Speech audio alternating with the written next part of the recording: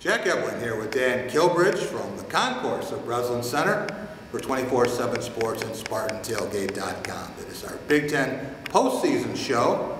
Dan, Big Ten awards to hand out, and 15 players going to make the first team, first, second, and third all Big Ten teams, and there are a lot more players than that who might qualify.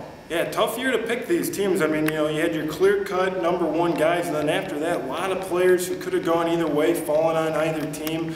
So some guys on the bubble, I think, that were tough calls to leave out, and some guys, you have to make their case to get them in. And I also think Player of the Year this year is a good debate and a better one than we've had, certainly than last year with Evan Turner, but in recent years too. So overall, I think, this was a tough task here for us.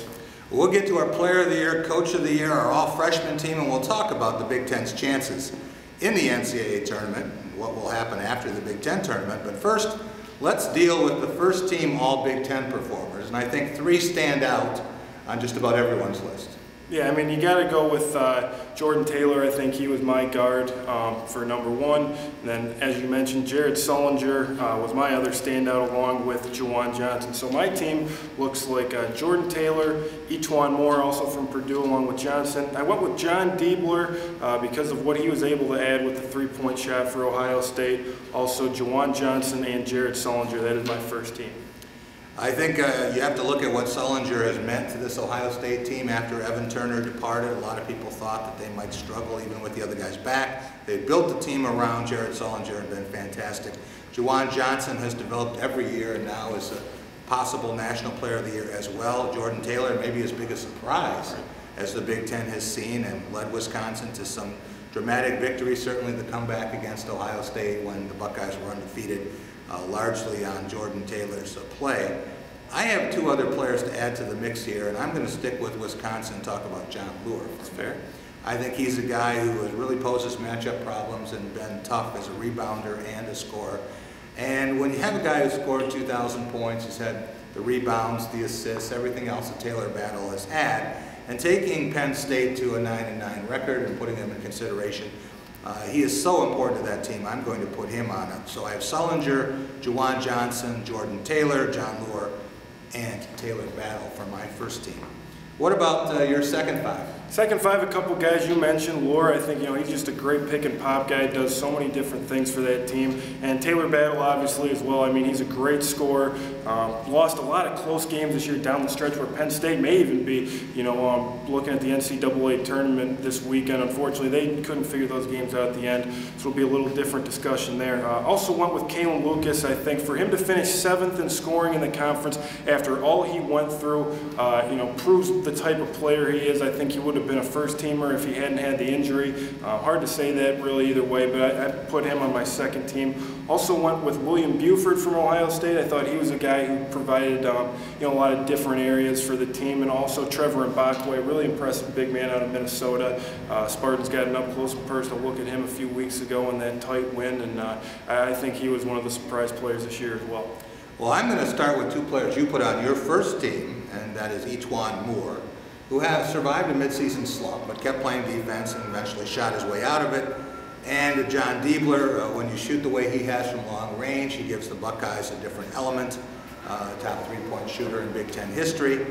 I added a couple of players that you put on your second team, and Kalen Lucas. It would have been nice to see what would happen without the injury, but he's just passed Jay Vincent for 5th place on the Michigan State career scoring list. Still has a shot to get to 2,000 points, depending on how long Michigan State plays in the postseason. And Trevor Mbakwe, the Big Ten's leading rebounder, I put on the list. I could have put William Buford on, and you could put any of the Ohio State guys on, really, but I thought Michael Thompson of Northwestern was so valuable to that team in terms of leading the Big Ten in minutes played, having the ball in his hands so much, and really being Northwestern's offense when you consider that they had some defections, and then, of course, you had the injury to John Scherna. So I put Michael Thompson on my second team, and I had 3 or 4 I wanted to get in there. What about your third 5? Third team, well, Thompson is another guy who I put on my third team. I thought with what he was able to do, kind of stepping up when they needed him this year. They played some teams tough down the stretch, and he was a big reason. Went with Dimitri McCamey. I know he struggled throughout the year, but I still think he was very valuable to that Illinois team with the matchup problems he presents there. Went with Darius Morris of Michigan, who the Spartans got a good look at on Saturday in Ann Arbor. I mean, he was a terrific player for John Beilein.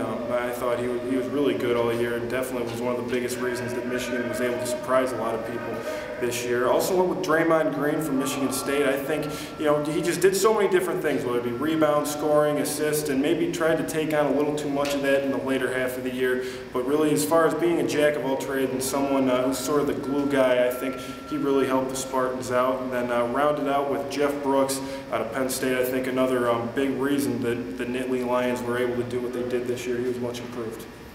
Well, I have William Buford on my third team. He was on your second team, and you certainly could make a case for that, Big Ten's leading free throw shooter.